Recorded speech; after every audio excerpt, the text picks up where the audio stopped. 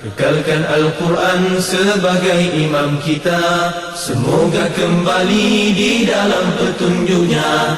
Kalamullah hidayah bagi kita, diberikan Jibril kepada. Kekalkan Al-Quran sebagai imam kita, semoga kembali di dalam petunjuk. Bismillahirrahmanirrahim. وَإِذَا جَاءُوكُمْ، اور ان مسلمانوں جب یہ اہل کتاب تمہارے پاس آتے ہیں، قالوا آمنا، یہ کہتے ہیں ہم ایمان لائے، وقد دخلوا بالکفر، حالانکہ وہ کفر کے ساتھ داخل ہوئے ہیں، وہم قد خرجوا به، اور یقیناً وہ اسی کے ساتھ نکل گئے ہیں، واللہ اعلم بما كانوا یکتمون، اور اللہ زیادہ جاننے والا ہے جو کچھ وہ چھپایا کرتے ہیں۔ وَتَرَى كَثِيرًا مِّنْهُمْ، اور تم دیکھو گے بہت سے لوگوں کو ان میں سے، يُسَارِعُونَ فِي الْإِثْمِ وَالْعُدْوَانِ، وہ دوڑ کر جاتے ہیں گناہ اور زیادتی کی طرف، وَأَكْلِهِمُ السُّحْتَ، اور اپنی حرام خوری میں آگے بڑھنے کی کوشش کرتے ہیں، لَبِئْسَ مَا كَانُوا يَعْمَلُونَ، یقیناً برا ہے جو کچھ وہ کرتے ہیں، لَوْلَا يَنْهَاهُمُ الرَّبَّانِيُّونَ وَالْأَحْبَارُ، کیوں نہیں روکتے ان کے مشائخ اور علماء عن قولهم الاسم، ان کی گناہ کی بات کو، وَأَكْلِهِمُ السُّحْتَ، اور ان کی حرام خوری کو، لَبِئْسَ مَا كَانُوا يَصْنَعُونَ، یقیناً بری ہے جو وہ کاریگری کرتے ہیں۔ یعنی بنیادی طور پر معاشرے میں اصلاح کا کام اور لوگوں کو راہ راست کی طرف دعوت دینے کا کام، یہ علماء کا اور مشائخ کا کام تھا، اور علماء یہود کی بات کی جا رہی ہے کہ کیوں وہ لوگوں کو اللہ کے دین کی طرف نہیں بلاتے، کیوں وہ لوگوں کو حرام خوری سے روکتے نہیں ہیں، کیوں وہ اللہ کے دین میں تحریفیں پیدا کرنے سے لوگوں کو روکتے نہیں ہیں۔ وقالت الیہود ید اللہ مغلولہ، اور یہود نے کہا اللہ کا ہاتھ باندھا ہوا ہے، معاذ اللہ۔ وہ کہتے تھے اگر ہم پر اب رحمت نہیں ہو رہی تو اللہ کا ہاتھ کسی نے باندھ دیا ہے۔ غلت ایدیہم، اللہ فرما رہے ہیں ان کے ہاتھ باندھے گئے ہیں، وَلُعِنُوا بِمَا قَالُوا، اور ان پر لعنت کی گئی اس کی وجہ سے جو انہوں نے کہا، بل یداہ مبسوطتان، بلکہ اللہ کے دونوں ہاتھ کھلے ہیں، ينفق کیف یشاء، وہ خرچ کرتا ہے جیسے وہ چاہتا ہے، ولا یزیدن کثیرا منہم، اور ضرور بڑھا دے گا ان میں سے بہت سوں کو، ما انزل الیک من ربک، وہ کلام جو نازل کیا گیا ہے آپ صلی اللہ علیہ وسلم کی طرف آپ کے رب کی جانب سے، طغیانا و کفرا، سرکشی اور کفر میں، والقینا بینہم العداوۃ والبغضاء الی یوم القیامہ، اور ہم نے ڈال دی ہے ان کے درمیان میں دشمنی اور بغض قیامت کے دن تک، کلما اوقدوا نارا للحرب، جب کبھی وہ آگ بھڑکاتے ہیں لڑائی کی، اطفاها اللہ، اللہ اسے بجھا دیتا ہے، وَيَسْعَوْنَ فِي الْأَرْضِ فَسَادًا، اور یہ زمین میں کوشش کرتے ہیں فساد پھیلانے کی، اللہ لا يحب المفسدین، اور اللہ فسادیوں کو پسند نہیں فرماتا۔ وَلَوْ أَنَّ أَهْلَ الْكِتَابِ آمَنُوا وَاتَّقَوْا، اور اگر اہل کتاب ایمان لے آتے اور تقوی اختیار کرتے، لَكَفَّرْنَا عَنْهُمْ سَيِّئَاتِهِمْ، ہم ضرور ان سے ان کی برائیوں کو دور فرما دیتے۔ وَلَأَدْخَلْنَاهُمْ جَنَّاتِ النَّعِيمِ، اور ہم ضرور انہیں نعمتوں والے باغات میں داخل کرتے، وَلَوْ أَنَّهُمْ أَقَامُوا التَّوْرَاةَ وَالْإِنْجِيلَ، بہت غور سے پڑھنے والی آیت، اگر یہ تورات اور انجیل کو قائم کرتے، وَمَا أُنزِلَ إِلَيْهِمْ مِنْ رَبِّهِمْ، اور جو نازل کیا گیا ان کی طرف ان کے رب کی طرف سے، ایک تو مطلب یہ ہو گیا کہ اس سے پہلے جو صحیفے نازل ہوئے ہیں ان میں جو احکامات آئے تھے ان کو نافذ کر دیتے، لیکن ذرا اگر آپ ترتیب دیکھیں، اگر یہ قائم کرتے تورات کو، اور یہ قائم کرتے انجیل کو، اور اس کے بعد تیسری شے کون سی آئی؟ قرآن، اور اگر یہ قائم کرتے قرآن کو، اور قائم کرنے سے کیا مراد ہے؟ اس قرآن کا نظام قائم کر دیتے، اس کی شریعت کو نافذ کر دیتے، اس کے احکامات کو قوانین بنا دیتے دنیا پر، لَأَكَلُوا مِنْ فَوْقِهِمْ وَمِنْ تَحْتِ أَرْجُلِهِمْ، وہ ضرور کھاتے اپنے اوپر سے بھی اور اپنے قدموں کے نیچے سے بھی۔ اگر اللہ کی شریعت نافذ ہو جائے تو برکتوں کا نزول آسمان سے بھی ہوگا اور زمین سے بھی ہوگا، رحمتوں کی بارشیں آسمان سے بھی برسیں گی، اور برکتوں والے نباتات اور پھل اور سبزیاں زمین سے بھی ہوں گی۔ یہ اللہ کی شریعت کی برکات ہیں۔ اللہ کے نبی صلی اللہ علیہ وسلم فرماتے ہیں اقامت حد من حدود اللہ، اللہ کی حدوں میں سے ایک حد کا قائم کر دینا، ایک حد کا، ایک قانون اللہ کا نافذ کر دیا آپ نے. خیر من مطر 40 لیلۃ فی بلاد اللہ عز وجل. اللہ کے شہروں میں کسی ایک شہر میں اگر 40 راتوں تک مسلسل اللہ کی رحمت کی بارش ہوتی رہے نا، 40 راتوں تک، تو اس سے بہتر ہے کہ اللہ کی ایک حد نافذ ہو جائے. یعنی اللہ کی ایک حد کے نفاذ میں زیادہ خیر و برکات ہے.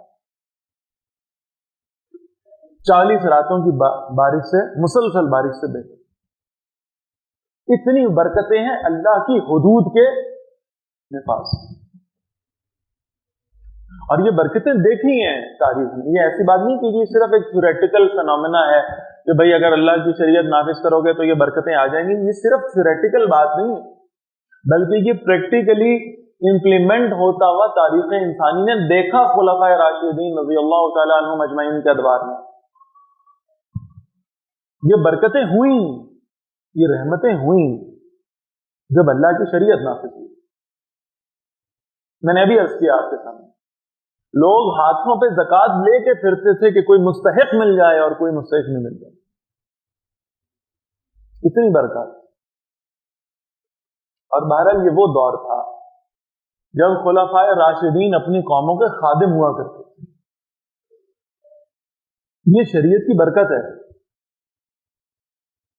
حضرت عمر رضی اللہ تعالیٰ عنہ راتوں کو اٹھتے ہیں، گلیوں میں چکر لگاتے ہیں، لوگوں سے پوچھتے ہیں، دیکھتے ہیں کہ کسی شے کی ضرورت تو نہیں. یہ آپ کو کسی اور نظام میں یہ برکتیں نہیں ملیں گی، یہ خیر نہیں ملے گی. ایک گھر میں سے بچوں کے رونے کی آواز آ رہی ہے اور ماں انہیں تسلی دے رہی ہے. حضرت عمر رضی اللہ تعالیٰ عنہ رکتے ہیں. سارا واقعہ آپ نے سنا ہوا ہے. پھر پوچھتے ہیں کہ کیا ہے، کیا معاملہ ہے؟ وہ کہتی ہیں کہ بچوں کے کھانے کو کچھ نہیں ہے میرے پاس. اچھا تو ہنڈیا تو رکھی ہوئی تم نے، یہ کیوں ہے؟ آج ہی ہنڈیا میں نے پتھر ڈالے ہوئے تاکہ ان کی کھنکھناہٹ سے بچوں کو یہ یقین ہو کہ میں کچھ نہ کچھ ان کے لیے پکا رہی ہوں، اور وہ اسی انتظار میں آہستہ آہستہ انہیں نیند آ جائے اور وہ سو جائیں. تو حضرت عمر رضی اللہ تعالیٰ عنہ کہتے ہیں کہ اگر تم پر یہ غربت ہے اور یہ کیفیت ہے اور یہ مشکل ہے، مصیبت ہے، تو تم جا کے امیر المومنین عمر ابن خطاب کو بتاتی کیوں نہیں؟ وہ نہیں پہچانتی تھی کہ حضرت عمر ہے. تم بتاتی کیوں نہیں ہو جا کے اپنا حال حضرت عمر کو کہ تمہارے ساتھ یہ مشکل ہے؟ تم کیوں نہیں انہیں انفارم کرتی؟ تو وہ عورت آگے سے کہتی ہے، اگر عمر ابن خطاب کو میری حالت کا، میری کیفیت کا، میری مشکل کا پتہ نہیں ہے تو عمر کو مسلمانوں کا امیر بننے کا اختیار کیسے حاصل ہو گیا؟ 22 لاکھ مربع میل میں ایک ایک گھر کی ذمہ داری امیر المومنین کی طرف ہے. اگر عمر کو میرے حال کا پتہ نہیں ہے تو مسلمانوں کا امیر کیوں بنا ہے؟ حضرت عمر رضی اللہ عنہ نے قدموں سے واپس کی. یہ نہیں بتایا کہ میں عمر ہوں. واپس گئے، بیت المال میں اناج کی بوری بنوائی، یہ بھی ڈالو، یہ بھی ڈالو، یہ بھی ڈالو، جو کچھ موجود تھا ڈلواتے گئے، بس نہیں چل رہا تھا کہ سب اٹھائے. اور پھر جب وہ ایک بڑی ہیوی ویٹ قسم کی بوری بن گئی تو خادم سے کہا ذرا سہارا دو اور اسے میرے کندھوں پر رکھواؤ. تو خادم نے کہا امیر المومنین آپ اٹھائیں گے؟ مجھے حکم دیں، میں یہ بوری آپ کے ساتھ اٹھا کے لے چلتا ہوں، آپ خود کیوں اٹھائیں گے بھائی؟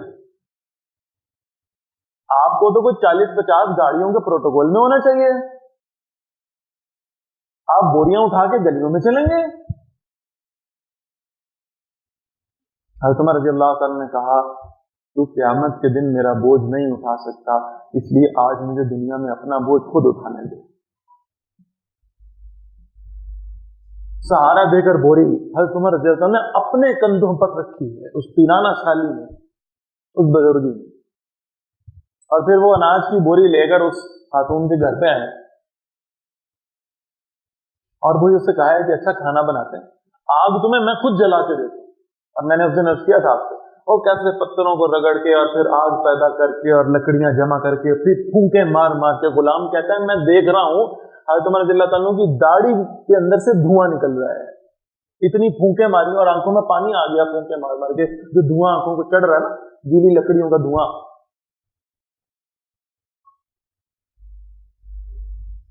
اور پھر کھانا بننے لگا. خادم نے کہا حضرت چلیں، سننے والا جملہ ہے، حضرت چلیں، اب تو آپ نے اناج ان کو دے دیا، اب تو کھانا بننا شروع ہو گیا، چلیں. اور حضرت عمر رضی اللہ تعالیٰ عنہ کہتے ہیں میں نے ان بچوں کو روتا دیکھا ہے، اب مجھے تب تک سکون کی نیند نہیں آ سکتی جب تک میں انہیں پیٹ بھر کے کھانا کھا کے ہنستا نہ دیکھوں، مجھے سکون اور اطمینان نہیں آ سکتا اس، اس لیے یہ کھانا کھائیں گے اور یہ پھر پرسکون ہو کر سوئیں گے تو میں یہاں سے جاؤں گا۔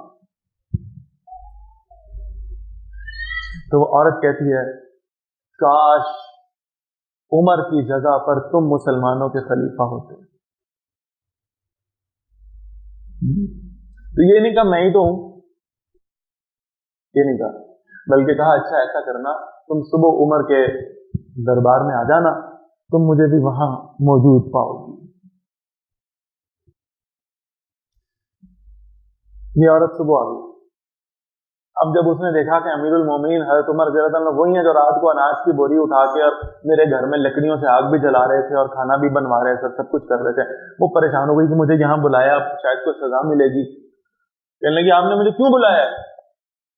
اور حضرت عمر رضی اللہ تعالیٰ عنہ سے کہتے ہیں کہ تو نے رات ایک جملہ کہا تھا اور تو نے کہا تھا کہ میں عمر سے قیامت والے دن پوچھوں گی، بس میں نے تجھے آج اس لیے بلایا، میں تیرے آگے ہاتھ جوڑتا ہوں، مجھ سے میری ساری خلافت لے لے لیکن یہ اپنا جملہ واپس کر دے، میں قیامت والے دن تیرے سوال کا جواب نہیں دے سکتی۔ یہ احساس، یہ کیفیت، یہ میں تو ہمیشہ یہ عرض کرتا ہوں، اب اتنے سال ہو گئے یہ باتیں کرتے کرتے، کوئی ایک حکمران مسلمانوں میں کسی دوسرے نظام سے ایسا حکمران لا کے تو دکھاؤ، کسی جمہوریت سے، کسی ملوکیت سے، کسی کمیونزم سے، کہیں سے کوئی ایسا حکمران لاؤ جو حضرت عمر رضی اللہ تعالیٰ عنہ جیسا ہو، اور یہ نہیں ملے گا، اور خدا کی قسم نہیں ملے گا جب تک کہ خلافت کا نظام نہیں آ جاتا۔ یہ ایسے حکمران ملیں گے تو خلافت کی نرسری سے ہی ملیں گے، بس اور کہیں سے مل نہیں سکتے، برکات ہوں گی ہر طرف سے اگر اللہ کی شریعت نافذ کر دو گے، اگر اللہ کا دیا ہوا نظام نافذ کر دو گے، یہ برکتیں اور کسی نظام سے تمہیں نہیں ملیں۔ آپ اندازہ کریں کیا برکتیں ہیں۔ حضرت عمر رضی اللہ تعالیٰ کو زخم لگا، شہید ہو گئے، جب روح نکلی ہے، ابھی کوئی لاؤڈ سپیکر پہ اعلان نہیں ہوئے، ابھی لوگوں کو خبر نہیں بتائی گئی، ابھی صرف وہاں جو قریب موجود لوگ ہیں انہیں پتہ لگا کہ حضرت عمر رضی اللہ عنہ فوت ہو گئے۔ ایک چرواہا مدینہ کے باہر سے بھاگتا ہوا آیا اور لوگوں سے کہنے لگا کیا عمر فوت ہو گئے؟ کیا عمر فوت ہو گئے؟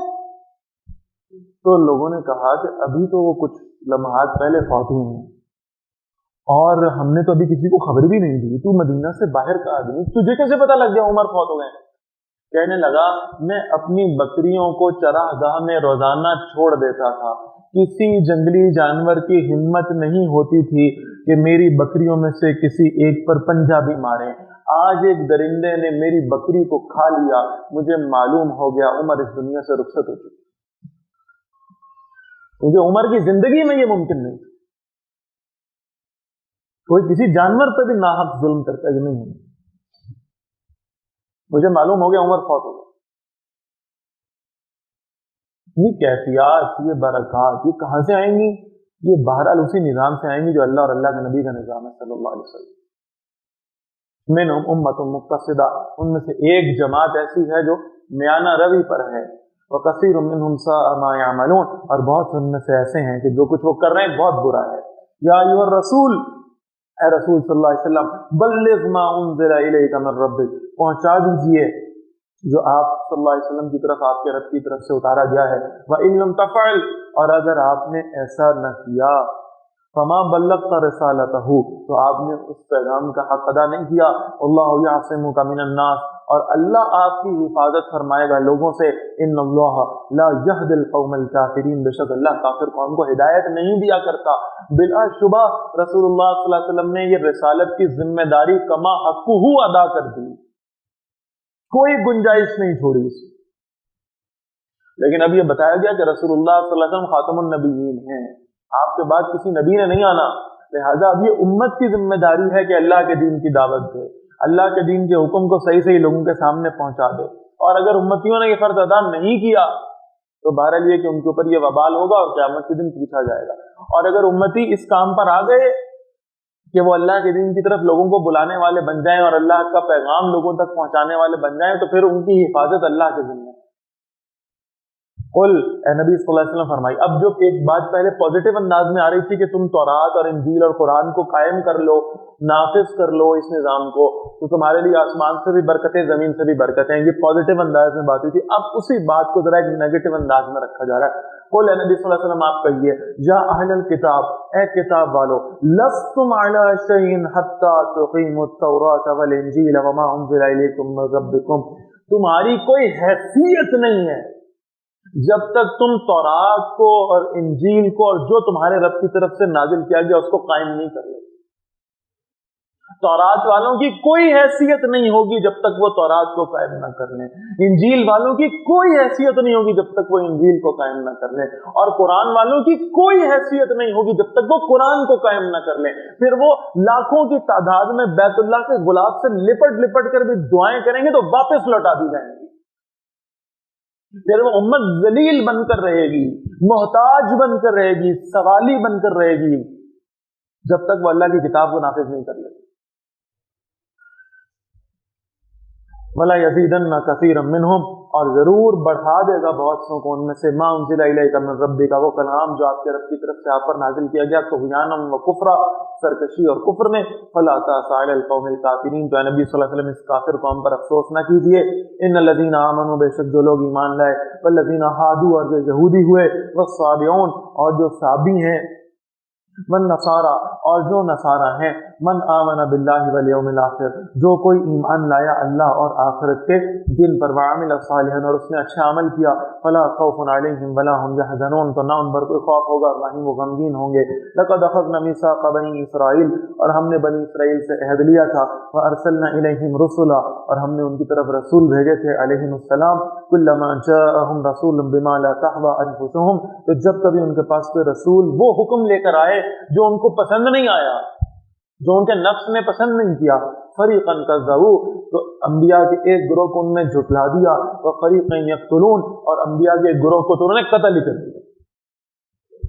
وحسبوا الا تکون فتنۃ، اور وہ سمجھے کہ نہیں ہوگا کوئی فتنہ، فعموا وصموا، تو وہ اندھے ہو گئے اور بہرے ہو گئے، ثم تاب اللہ علیہم، پھر اللہ نے ان کی توبہ قبول فرمائی، ثم عموا وصموا کثیر منہم، پھر ان میں سے بہت سے پھر اندھے ہو گئے اور بہرے ہو گئے، اللہ بصیر بما یعملون، اور اللہ خوب دیکھنے والا ہے جو کچھ وہ کر رہے ہیں۔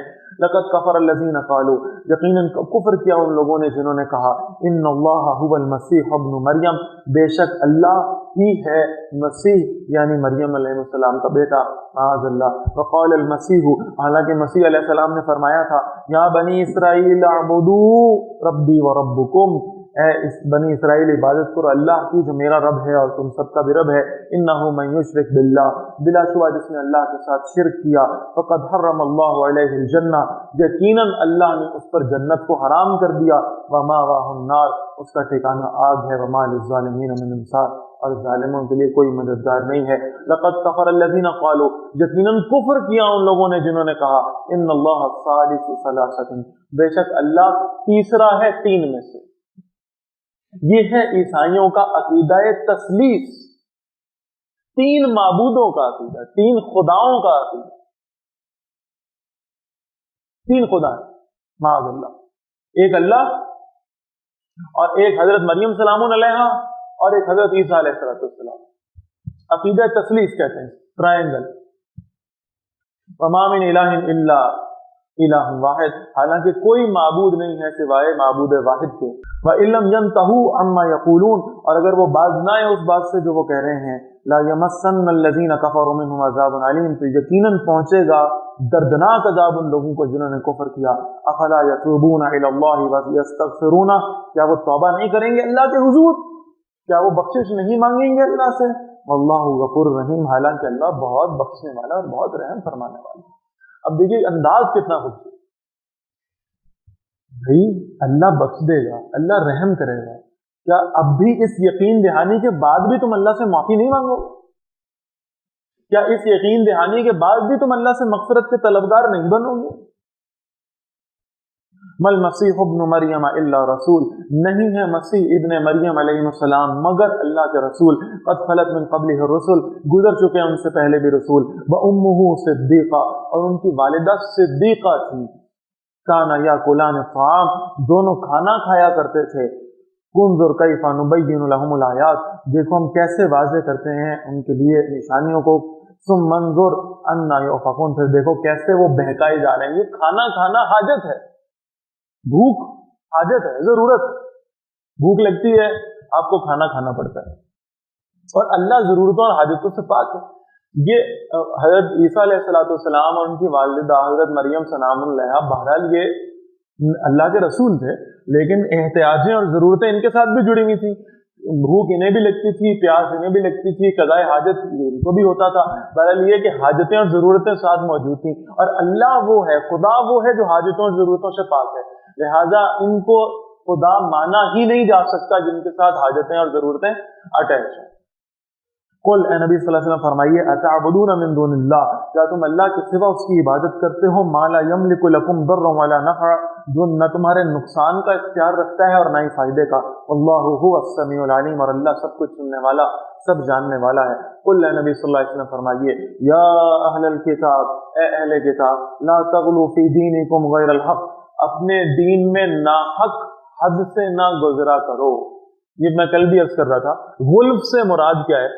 کسی شے کو اس کی اصل حیثیت سے بڑھا دینا، اس کے اصل درجے سے آگے لے جانا۔